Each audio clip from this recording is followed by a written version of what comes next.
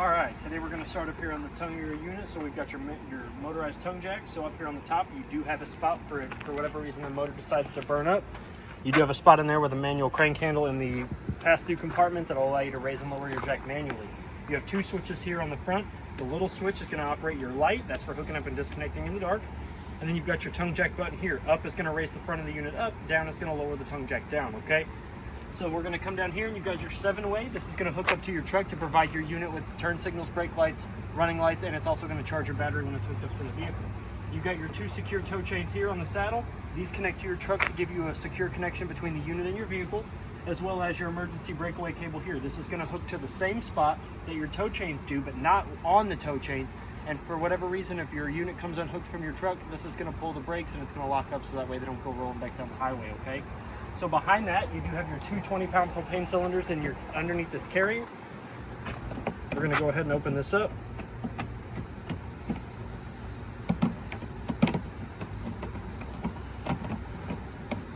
Underneath this, you do have your two 20-pound propane cylinders that are fed in the unit with an auto change regulator. So that there's a dial there on the front with an arrow for your convenience to let you know which tank you're drawing from. On the front of the dial, it will go from red when there is no gas powering through the unit to green when there is gas going through it. You're going to open the bottle, you're going to put the arrow on whatever bottle you've opened, and then when that one empties out, you swap the arrow to the other tank, you open that one up, and you can take your empty one off to get it replaced or refilled if you want. Behind your propane tanks, you do have your 12-volt marine and RV battery. It is in that battery box to keep the terminals and the wires from getting shorted out, rusted, all that good stuff. Behind it, in this little white panel here, is your battery disconnect. What that switch does is it cuts the juice from the battery. So if you're going to store this thing for long extended periods of time, you go ahead and you flip that to off, and it doesn't drain your battery when you've got it in storage, okay? And it'll conserve whatever charge you have on your battery. Over here on the side of the unit, we've got 4 stickers that are pretty important. So we're going to start down here. You've got your VIN number, just like the VIN on your vehicle. You've got your lug pattern sticker there, which is going to show you which pattern of how to tighten your lugs or how to remove them if you need to change your tire out. You've got your manufacturing sticker there that's going to give you the rim size, the tire size, the gross weight, when it was created and who created it. And then you've also got your tire and loading information there, which is going to show you the PSI on your tires and the size of your tires. This is the off-door side of your pass-through compartment. So if you notice, you do have a laundry bag here. So in the master bedroom, there is a chute where you can toss your laundry. You do have a pass-through, so you have another door on the other side to the door side. Your 2 manual crank handles are up there in the middle of the wall there. The little S-shaped one, that one is for your manual tongue jack. And then the other one, the big long one with the 2 black handles, that is for your stabilizer jack. So this unit comes equipped with 6 stabilizer jacks. There's 2 in the front, 2 in the middle, and then 2 at the very rear of the deck, okay? So the stabilizer jacks are just that. They are used to keep this thing steady while you're walking around in it. They are not used for lifting and leveling. The manual crank handle is a 3/4 inch socket, so you can use a 3/4 inch socket on the lowest level of a power drill to raise and lower these. But again, they are not used for lifting or leveling this unit, okay? They are just used to stabilize it while you're gonna be walking around in it.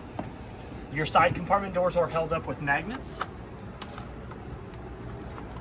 Speaking of stabilizers, there's your first one. We're going to come down here. You've got your black tank flush here. This is where you're going to hook your hose and regulator. I always recommend a regulator at the end of your hose because you never know what the PSI is coming out of the source. So the regulator keeps it in between 40 and 50 PSI. Anything higher than that, and you do run the risk of the crimp rings and the hose clamps coming disconnected from any of your water lines and causing a great big mess, okay? But what this does is it spins a little aerator at the bottom of your black tank on water pressure only. You do not have to have your water pump on or anything like that. Through water pressure alone, it spins and it helps chew up all of the gunk and stuff on the sides and the bottom of your black tank, all that bio waste, okay? Down below that is your city water connect. So this is where you're going to hook that same hose and regulator. And if the camper park that you're staying at is providing you with water, you're going to hook it up to there. You will not have to use the water in your fresh tank, and you do not have to turn your water pump on, okay? Down below, if you can see that underneath, you have a red line and a blue line, both with valves at the bottom. Those are your low water drain points. Those are used for winterizing and dewinterizing of the unit. So whenever you run your antifreeze through your lines, when you're done, you go ahead and you open those up, and that'll let any sort of excess antifreeze or any water that's built up in your water lines to have a place to go instead of freeze it up in your lines, okay? You do have a 50 amp short cord here. So in order to plug this in, you're gonna match up the prongs with the holes in the plug. You're gonna push it in and you're gonna rotate it clockwise. A quarter of a turn, and that's gonna lock into place. And then you're gonna make sure that this black ring here is snug up against the outlet, so it's tight. What that does is it creates a weather-tight seal to keep your plug and your outlet from getting corroded or getting rusted out, okay? Whenever you're ready to remove the short cord, you're gonna make sure that the ring is lined up against the 3 fins. There's 2 at the top and 1 at the bottom. You're gonna rotate it counterclockwise. You're gonna rotate the whole plug counterclockwise, and then you're gonna remove it. When you have it removed, you do wanna make sure that you place the cap back over the outlets to keep anything from getting in there when it is not plugged in. Beside that, you have your cable and satellite hookups. So if the Parker campground that you're staying at is providing you with those services, you're gonna hook the coaxial up to either the cable or the satellite. It says it right there. And then you'll be able to get those TV services on the inside of your unit, okay? Your shower is right here. So your shower is gonna open up with, before you quote me on that, we're gonna 751 key, which will be it won't have a plastic head on it. So you'll have a gray key and a purple key, and then you'll have your 751 key. It's the only key that doesn't have a plastic head on it. This is gonna open you up to your outside shower or sprayer. So you've got hot on the left and cold on the right. Your shower head is on a hose, so you can pull it out. And if you do need to go hands-free, it does have a little bracket there so you can wash your feet or your dog or whatever. And then when you're done, you can coil the hose back up around the faucet. It's going to tuck nicely in there. You're going to close this back up, and you're going to lock it. Now this door does not have a catch on it to stay closed unless it is locked. So if you're not going to use your outside shower, you do always want to make sure that it is locked, so that way you're not traveling down the road and this thing comes unlocked and your hose comes out and is dragging against the highway, okay? Down below that is your sewer outlet. So this is where both your black tank and your gray tank drain out of. So you're gonna hook your sewer hose to this. You're gonna run the other end to the proper dump station. You're gonna start off by opening up your black tank. That's gonna let all your bio waste come out, all the yucky stuff. The poo goo. The poo goo. And then once that gets a little bit low of a flow, you're gonna go ahead and open up your gray, and that's gonna help not only wash out this, but also your sewer hose as well. So that way you don't have all that poo goo and that stinky stuff all up in your sewer hose while you're traveling down the road. So we're gonna move on over here to the tires of the unit. So you have 2 tires over here on this side underneath the slide. They are torqued to 100 foot-pounds as per the sticker on the side of this. There's one on this side, there's one on the door side. And the tires have been checked and the PSI is sitting around 80 PSI. When it comes to your tire pressure, you can go as low as 75. You really don't want to go any lower than that, and you don't want to go above the 80. You do want to keep it anywhere between 75 and 80. That'll be your golden zone, okay? So we're gonna move on back here. So back here you have your middle stabilizer jack. Again, they are not for lifting or leveling of the unit. They are just to keep it steady while you're using it. It is that same 3/4 inch socket on the power drill or your manual crank handle. The next over here, this is the sewer drain for your outside kitchen. So you do have an outside sink out here. There is no valve for that. So if you are going to use your outside sink, you do need to make sure that that is open and it's going to the proper dump station, okay? Behind that, you do have your LP Quick Connect for your outside grill. So down here, your LP Quick Connect has a lock here, so you're going to push back on that. Then your male hose can come out. To push it back in, you're going to expose those ball bearings. You're going to stick the male end back in. You're going to push it in. You're going to let that become nice, good, and tight. You're going to give it a gentle tug to make sure it's locked into place. To draw propane from the tanks up front to your outside stove, you're going to take this lever and you're going to slide the lever in front, locking that mechanism from keeping your hose. And that also opens up the valve so that way gas can flow through it, okay? When you're not using it, this one is actually okay to keep plugged in because this one powers your outside stove, so it's actually okay to keep this in. But you do want to make sure that when you're done that this is flipped so that way no gas is traveling through this as you're going down the road, okay? If for whatever reason you do have to unplug this, there is a silicone stopper there that you can use to push this to fit into this so that way nothing gets in there or breaks the valves off in there or anything like that, or mud daubers. Mud daubers will go in and build a nest wherever they can smell gas. They love it. I don't know what it is about it, but they love it. So they'll actually go in that little hole and build a nest, so you always want to make sure that your silicone stopper's in there if this hose isn't in there, okay? You've got your rear stabilizer jack. Again, I'll say it every day, all day long. Those are not for lifting and leveling. They are just for stabilizing your unit only. Guy came in here one time and he called them lifters. And I was like, they don't lift, man. He's like, yeah, they do. I was like, no, they don't. They don't lift. You don't want to use them to lift your camper up because all that is just a scissor jack All it's meant to do is ground your unit, so that way when you're walking around in it, it doesn't bounce, it doesn't rock, it doesn't shimmy back and forth, okay? So we are going to move on back here. So this is the rear of your unit, which is it actually goes up and under your outside kitchenette, and this actually extends out. So there's a switch on the inside that'll bring this portion of your deck outward. Back here though, you do have your lighted license plate bracket. We're going to come around here to the side. So you do have that is your 4th stabilizer jack. Again, it is not for lifting and leveling. They are just for stabilizing. It is a 3/4 inch socket or that manual crank handle in the front side compartment, okay? So you can actually get into the unit from this door or the door up in the front. That door actually goes into the master bedroom. So what we're gonna do is we're gonna go all the way up there. I'm gonna show you all the outside, then we're gonna come back in and we're gonna enter from this way so I can show you the deck, okay? So these are the stairs that will actually get you onto your deck. They do fold up. So when you're in travel, you do want to flip the top step up and over the middle step, and then these will actually slide up into place. That's how they should look when you're in travel position, okay? When you're hauling this thing down the road, that's how your steps look. When you're ready to go onto your deck, you're going to grab the step, you're going to pull out. What you're then going to do is you're going to rotate the bottom step over, and once you get it down, you can actually undo the safety latches with these 2 pins here.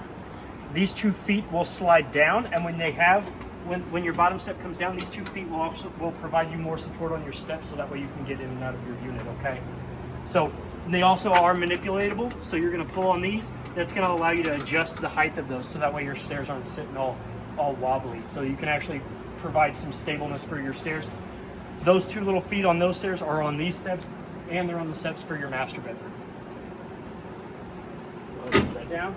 You've got your door side middle stabilizer jack. Again, not for lifting and leveling, just for keeping the unit steady while you're walking around in it, okay? Your 2 tires on this side have been checked as well. The PSI is sitting at about 80, and the lugs have been torqued to 100 foot-pounds as per the sticker on this side of the unit. You do have an outside TV mount, so you can take the TV off the wall in the living room, or if you want to get a spare with the same kind of V-shaped mount, you can slide your TV out here. Whatever TV services you are getting, you can hook up to the TV to this coaxial, and you will get those same services on the outside, whether it be antenna, cable, or satellite. And then down here underneath there, this is how you power your TV with your outside 110 GFCI protected outlet. Now you do have 2 strips of LEDs that run the length of both sides of the unit. These are turned on by a switch in the front side compartment, and I'll go to that when we get up there. This is your furnace vent. You have intake and exhaust, so air is going to go in here, hot air is going to come out of here. This whole metal plate does get hot enough to burn your skin or curl the hair on your arms. So if you are using your furnace, I do recommend that you tell everybody to stay away from this. Don't come up here and like lean up against your camper, or they're going to end up with a nice, pretty Y-shaped burn on their legs, okay? Another good investment for these is a mud dauber screen. It's 2 little domed vents that will fit over the top of each one of these. And again, they keep the mud daubers from going up in there and building nests. Like I said with the Quick Connect, they love going in there, they love building a nest, and they will. It's just a matter of time. It's a $20 part for each one of these, so you get a 2-pack for $20, or it's $155 an hour for us to go in there and fish them out for you, okay? So it's really worth its weight in gold. You do have your freshwater drain down here, and it is an 1.5 inch drain valve, so when you're ready to leave, all you gotta do is pull this, and that's gonna drain rather quickly, so you don't have to worry about it taking forever for you to drain out your fresh tank. Speaking of fresh tank, right here is where you're going to fill your fresh tank. You're going to take that same hose and regulator that we talked about in the Black Tank Flush and the City Connect. You're going to stick it in here. It is a gravity fed, so you don't have to worry about it screwing in or anything like that. You turn your water on, and this is how you fill that fresh tank, okay?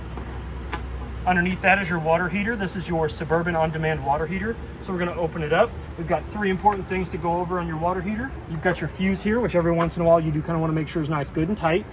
You got your power switch, so you've got an O for off and an I for ignition. It's the easiest way I can tell people how to remember what those 2 little symbols stand for. O for off, I for ignition.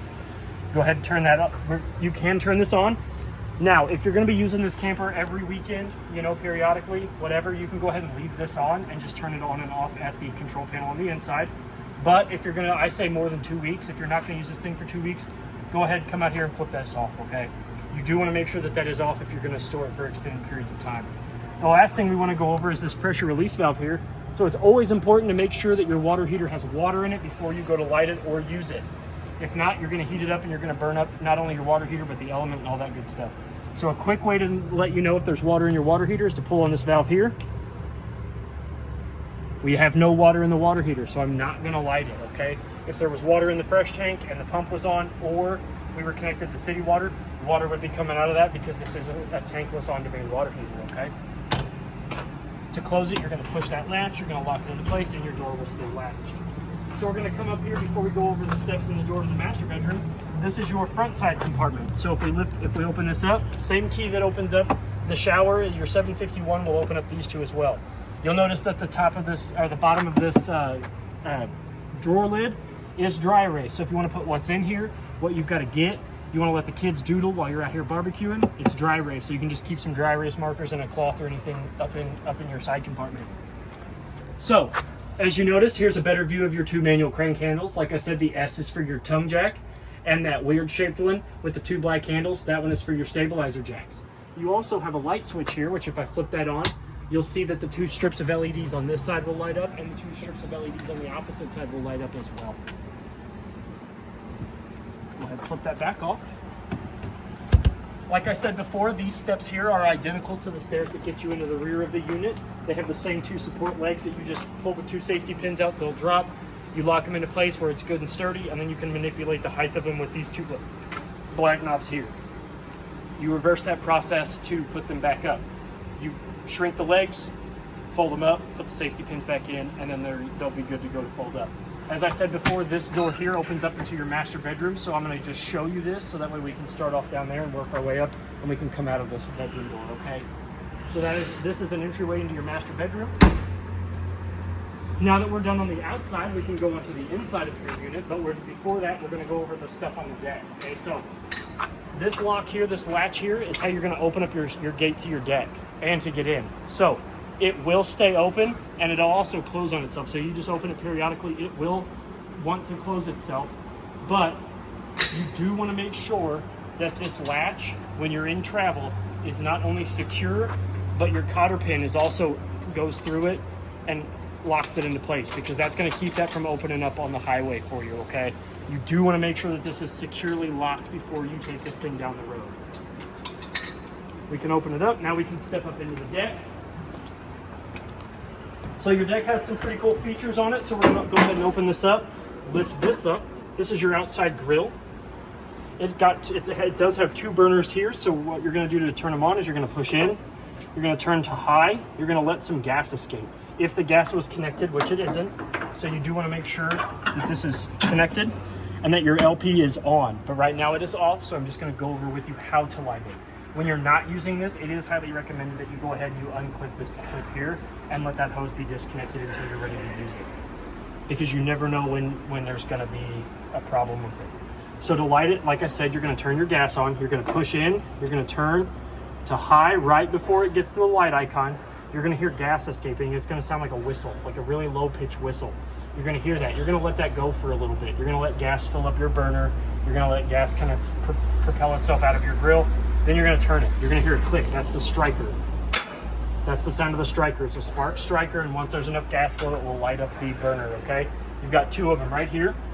You've got a drip tray, and this does come off. So if you do want to get like a grill plate for it, you can, or you can just use the flat top. So we're going to go ahead and close this back up.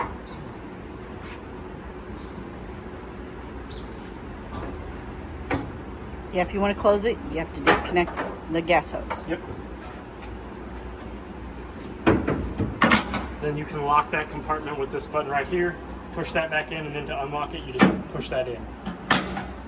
So right here, you have a little silver dial.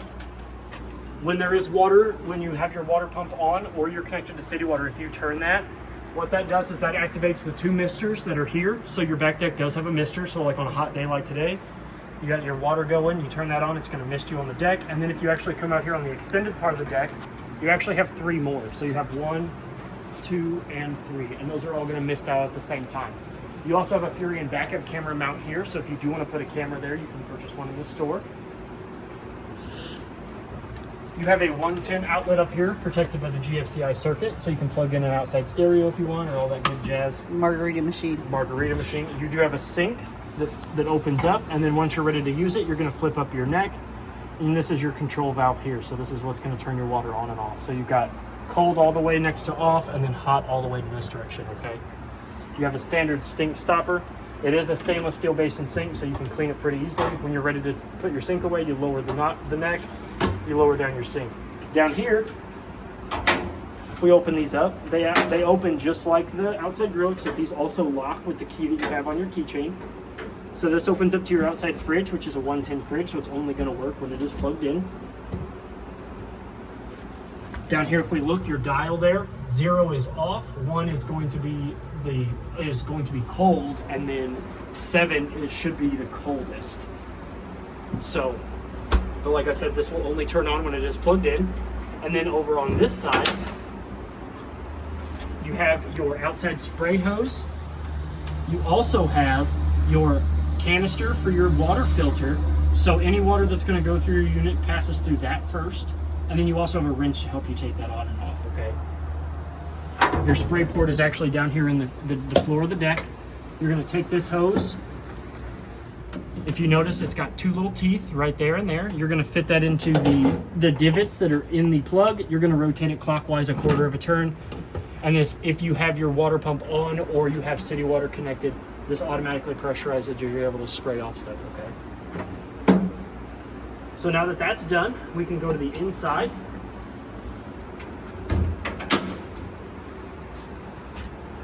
Your sliding door also does lock as well. Oh, you also have speakers out here for your stereo. So I forgot to mention that. So you can actually listen to your stereo out here without having to plug one in.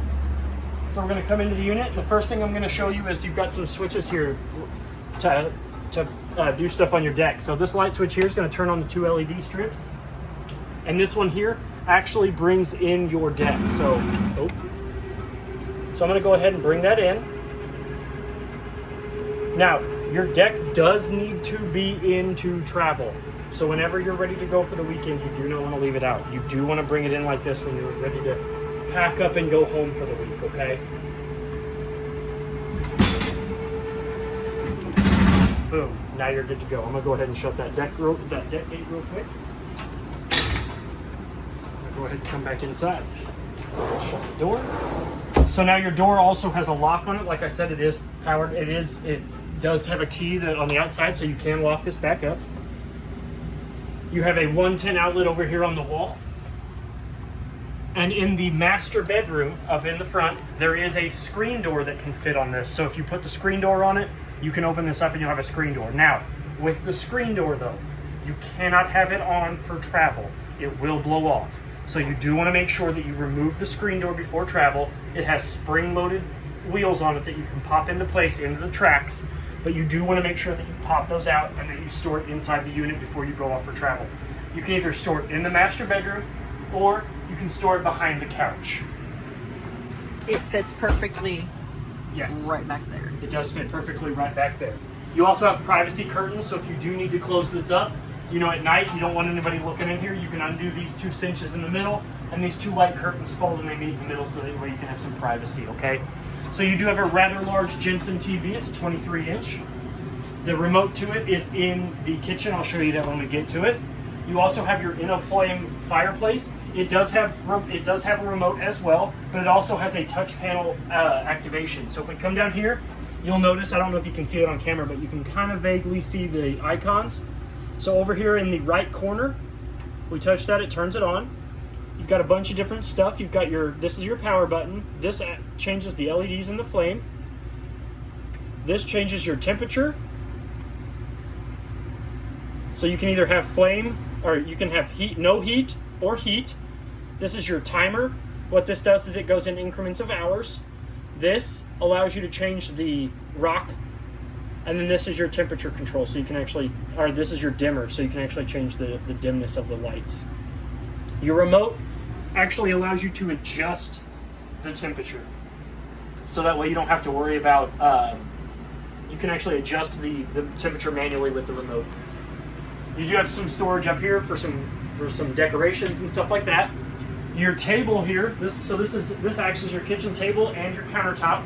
So what this does is this actually can be pushed in and out, so you can adjust the length of it if you want. And I think it goes all the way out to here, and then it actually can be pushed in a little bit further, so that way you can have more walkway in the center. Okay. You also have 2 bench-style stools that do need to be cinched and locked up before travel. Okay, those, because if you do not lock those up with a seatbelt, just like anybody in a car, if it starts getting bumpy, those are going to go all over the place and they're going to ding some damage. They could break your glass fireplace. They could do some damage to your slide floor. Behind them, though, on the wall, so if you're sitting there and you need to charge your phone while you're eating breakfast, dinner, lunch, or whatever, you're going to work out here, you can plug anything into that 110 or that USB port there, okay? The window here does open by pushing the two tabs towards each other in the middle, lifting up, and then you also have two curtains here that you can get yourself some privacy with that as well. We're going to go ahead and go over your couch seating. So this actually turns into a secondary bed.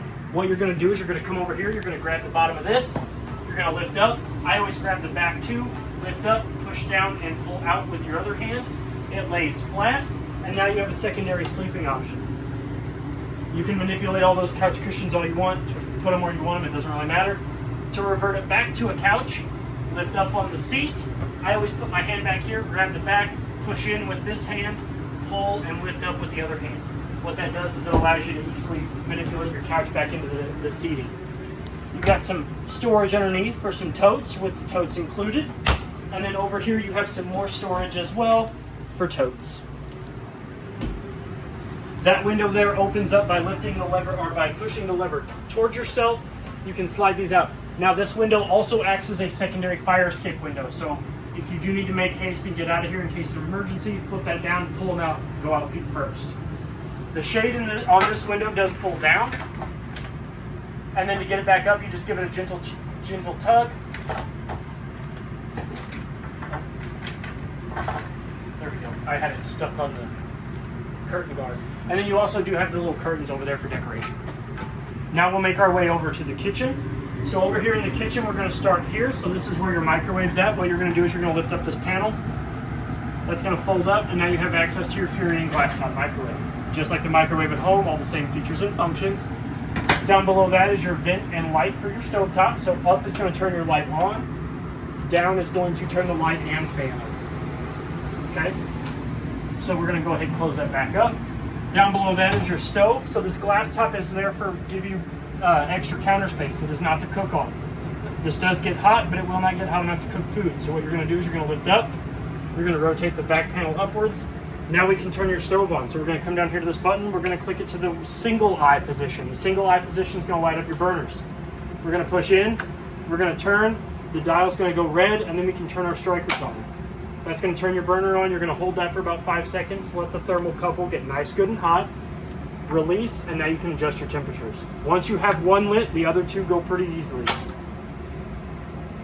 Hold that, let it go. Manipulate temperature. Push in, turn red, turn your striker, hold it, let go. Now all three of your burners are on. Anytime you're going to be using your stove, though, for extended periods of time, when you're done, always let it cool off before you lower your tempered glass back over it, okay? To light your oven, you're going to go from one eye to both eyes. You're going to open this up. You always want to make sure that you open your oven up before you attempt to light it. You're going to come down here. You're going to take this knob here. You're going to push in the far right knob. That's your oven knob. So you're going to turn. It's going to turn red, just like your top burners. You're going to take your striker and you're going to turn it. Sorry, Daddy. You're fine.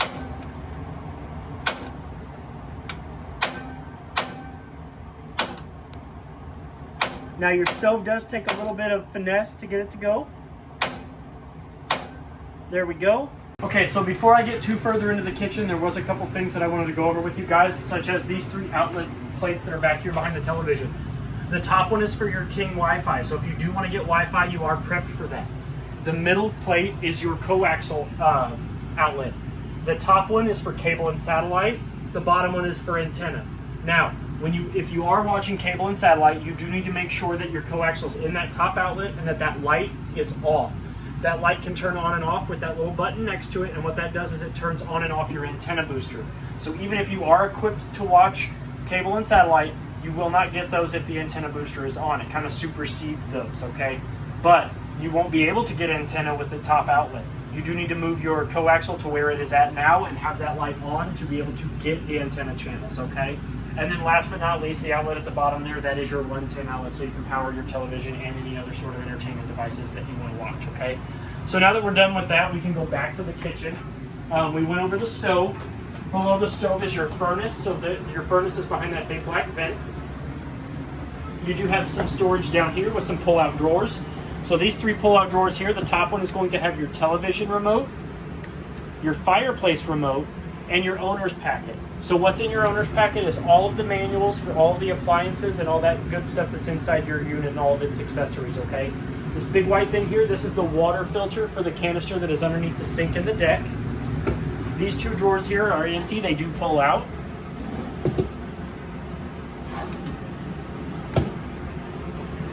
You also have access to some storage underneath the sink, as well as a drawer over here for your trash can. That is replaceable and it does come out, so if you need to wash it or it breaks, you can replace it. Your window over here has some mini blinds just like the ones in your home. And in order to travel, you do want to make sure that they either are all the way up or locked into the 2 brackets that hold them down. They're just like the mini blinds at home. They have the rod here to kind of change the pitch, and then the 2 strings there to raise and lower them.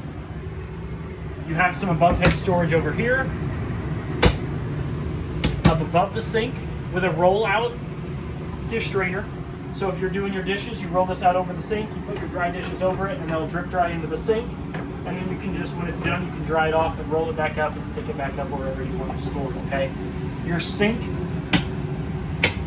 faucet has a sprayer that will come off that has a button here. When the water is on, it will stay in either faucet or sprayer. If you don't want the arm in the way, you can swivel it out of the way. Hot water is going to be all the way towards you. Cold water is going to be all the way up. And to draw water, you're going to pull the handle outward, okay?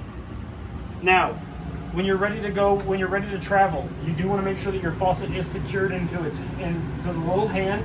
And if you really want to, you can swivel it. Like I said, you never really want to try to have this out of the sink in case water does want to drip. That way it doesn't drip into the floor. So you can kind of swivel this out of the way, but still over the sink to get it out of your way. You do have a sink stopper in your big old plastic sink here. You also have a 110 GFCI protected outlet, as well as a USB and USB-C outlet there, and those are adequate enough to charge any sort of smart device, lightning charger, or anything like that, okay? So now that we're done with that side, we're going to move on over here. This panel here does pull out to provide you with some pantry space.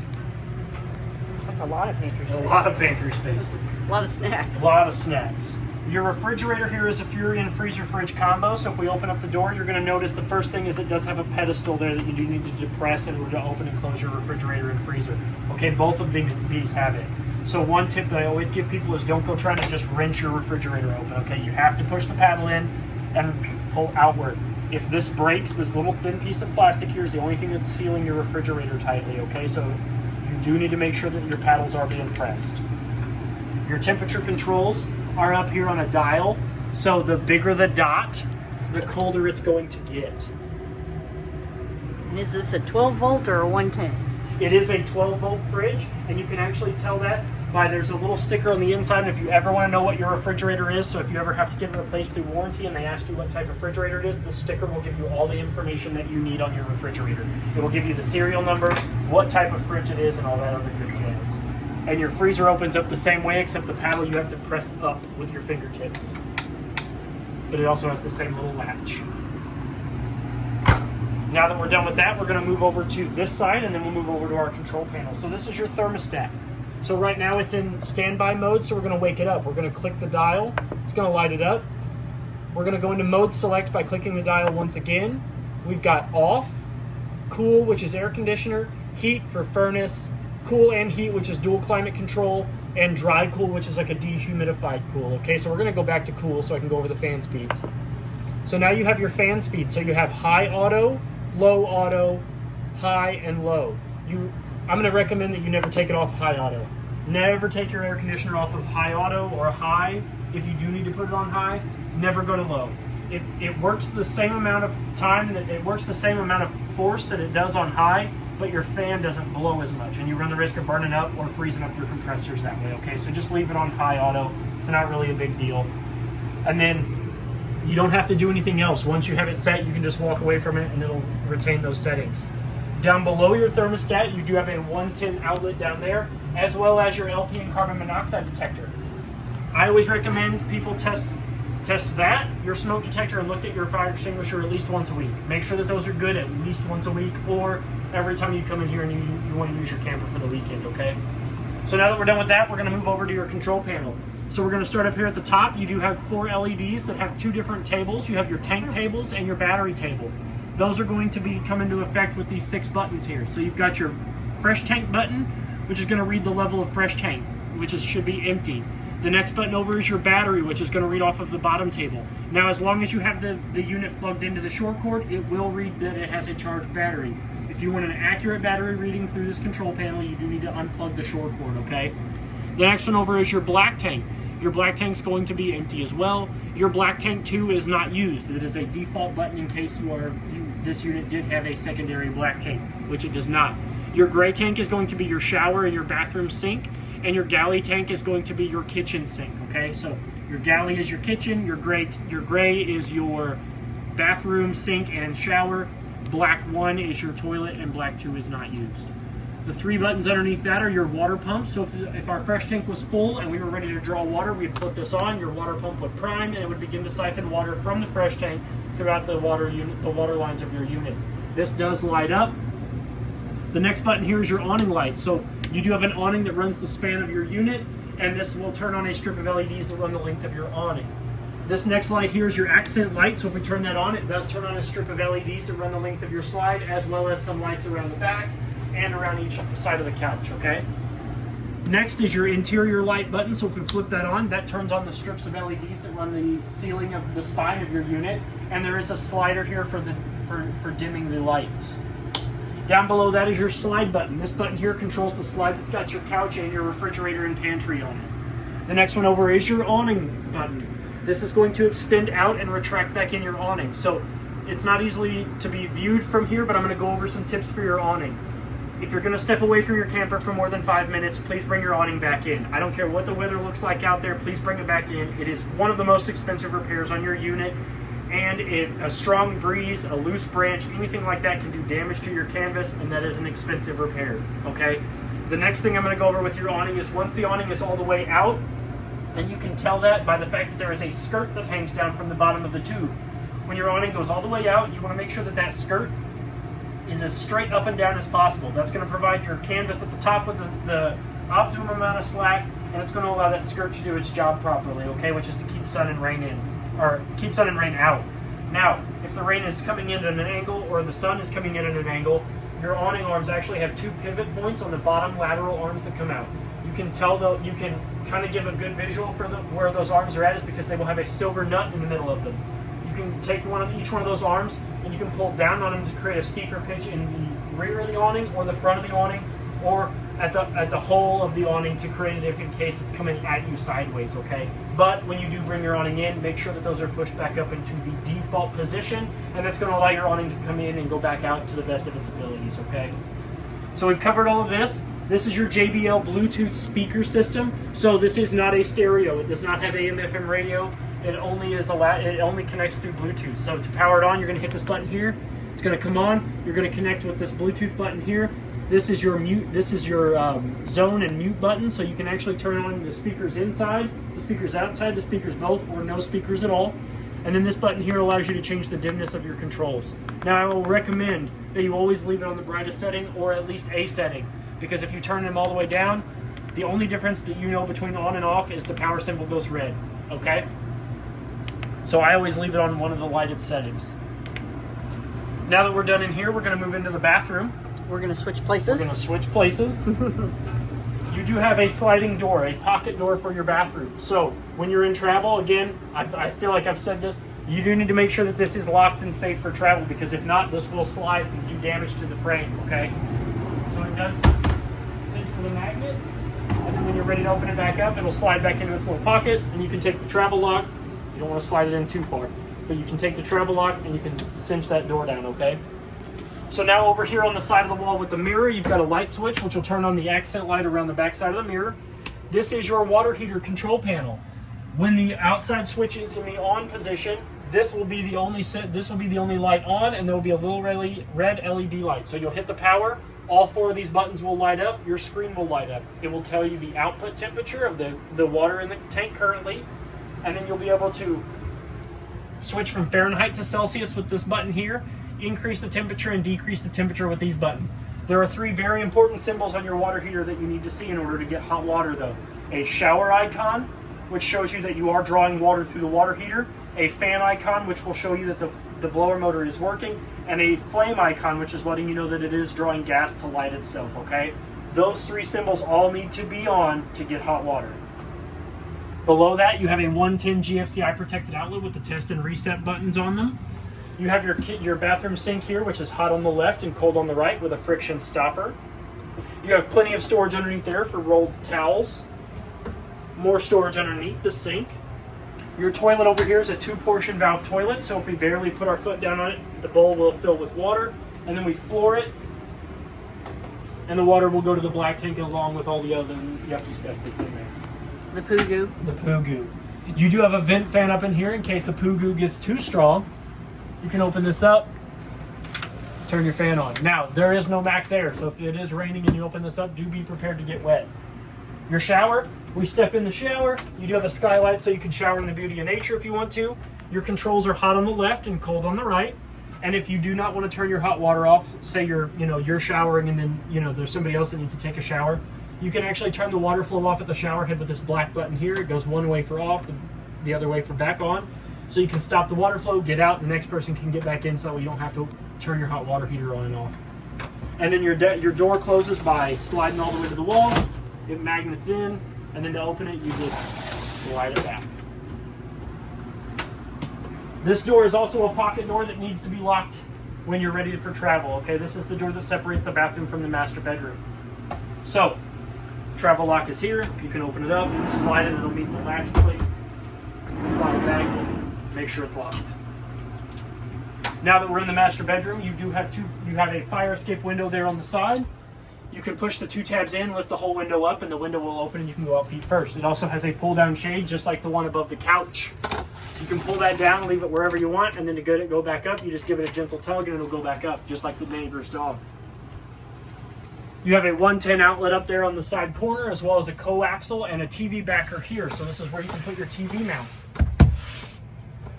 Your closet over there on the off-door side has 2 pull-out drawers, or opening drawers that give you plenty of closet space and space for your clothes. And there's your laundry chute that we looked at outside. Yep. Behind that, the master bed also has a little nighttime cubby spot back there with a USB, USB-C, and 110 outlet. So in case you do have a CPAP machine or any other sleep aid device or a cell phone charger or an alarm clock. You also have a USB and 110 outlet over here for that as well as the person over here has a little nighttime stand with a little secret cubby for snacks. You have above head storage for your more throw pillows if you want. 1 large compartment with 2 individual doors. As well as there is a pet step down here. So if you have a dog or anything like that, or a little toddler that has trouble getting in bed with you guys at night, he can step up there, they can get up there and get into the bed with you. Now your bed is a versatile bed. So, which means that this switch here will control the mattress from sitting in the sitting position like it is now to the laying position. Now, when you are operating your versatile bed, the only weight that that the motors can handle is the mattress, the blanket, and the pillows. So please do not put any children or adults or animals on the bed while you're using your Versatilt, okay? Because that will put a heavy strain on the mattress and it could burn up your motor that way.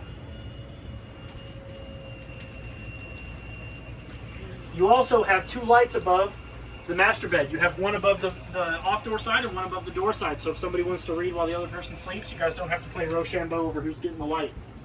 Speaking of light, this switch here will turn on the 2 above head lights that do need to be in the on position to work off of that switch. They are manual. So if you ever come in here and you turn that switch on and one of them doesn't work, don't fret, come in here and hit that button. This is the screen door that I said about earlier, so this does need to be taken off in travel. It does need to be stored either behind the couch, in here, or anywhere else that you find it to be a safe travel, but it does need to be removed for travel, okay? Last but not least, we have a fire extinguisher here by this door, as well as one by the other door, and then this is the exit door to get out. So if you don't want people in the inside of your unit, transom through when they have to go to the bathroom, you can actually let them come in and out of this way to go to the bathroom for you, okay? Also, you have your fuse panel and breaker box down there. That opens up with the touch of a finger.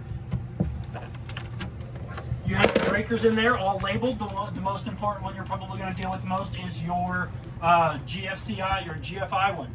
If any of your GFCI outlets get moisture in them, that will go into bypass, flip it all the way down, flip it all the way back on, okay? And then you also have your fuse panel there, which is an auto detect. So it has an LED light next to each one of those fuses, and if it blows, that light will let you know that it is blown and needs to be replaced. And you can see it through the glass. I think that pretty much covers everything. If you have any questions or concerns, please feel free to reach out to us here at Parkland RV. My name is Trey. Happy camping and good luck. Thank you.